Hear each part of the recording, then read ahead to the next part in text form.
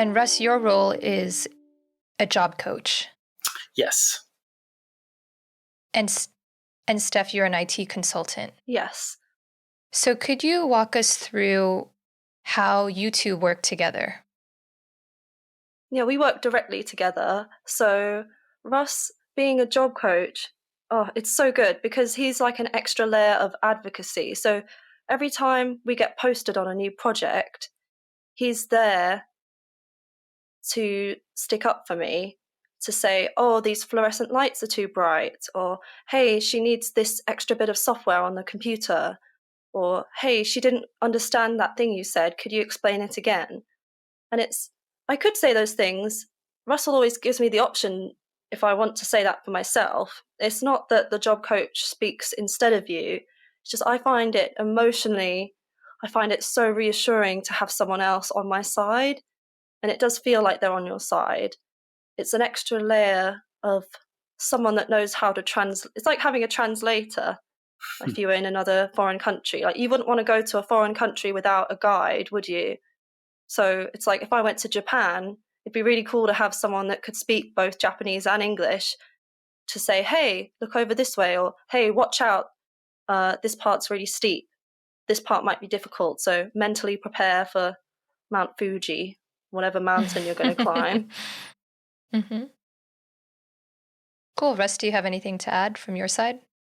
Yeah, that's really nice to hear from Stephanie. It's really interesting that that analogy is really quite fitting, and I think the of the kind of translator role, and I think what I try and kind of encourage is what Stephanie was saying, was self-advocacy, and obviously every consultant is different, and they will require a different level of support, and I think the self-advocacy comes in because lots of potentially consultants, when we talk about communication about or around the client, there is a sense that they're not sure how to gauge certain questions, or for instance, emails, how will they come through, what tone to give, or is this okay to kind of say this?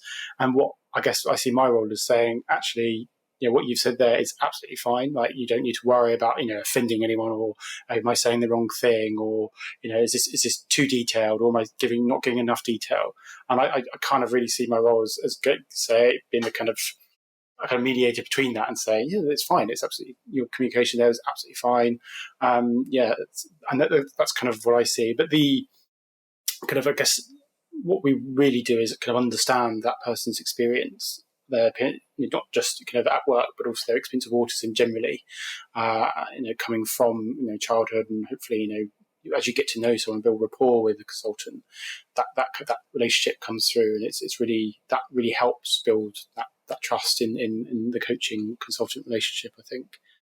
But I think as Stephanie alluded to, we do, before any consultant goes on to a project, the coach will often do training on autism and neurodiversity generally, kind of awareness training with the client, and then we'll do a specific briefing on the actual consultant themselves. So the reason we do that is because sometimes the people that are on the training, they actually come, but they may not necessarily work directly with the consultant. So what we do is we want to have the ability to give every client we see awareness in autism. So if they never work with Auticon again, that's fine. At least they're now autism aware.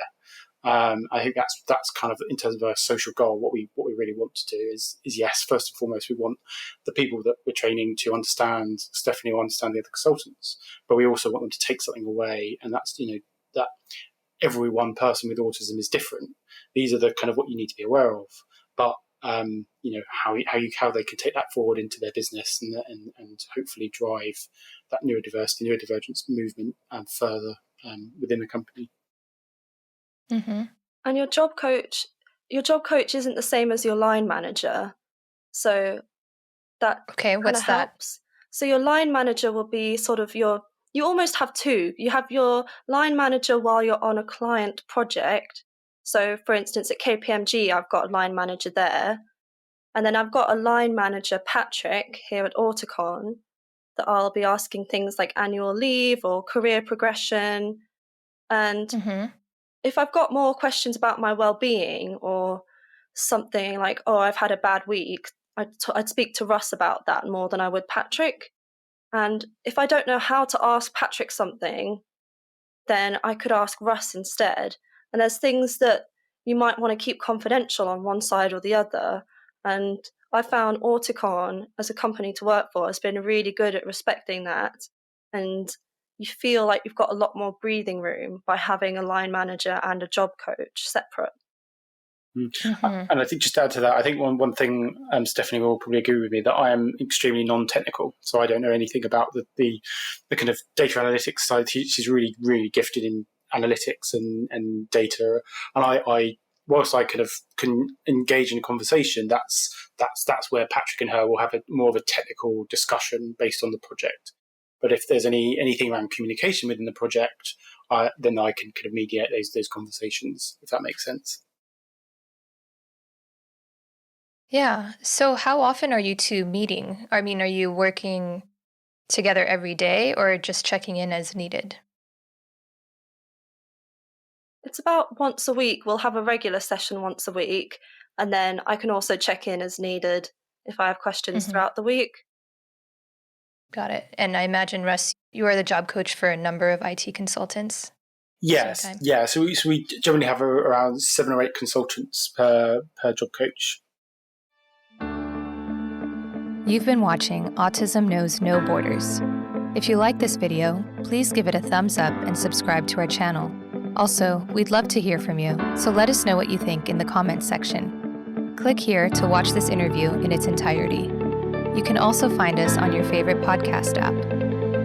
Tune in each week for engaging conversations of how people across the globe are inspiring change and building community. Thanks for watching. Take care.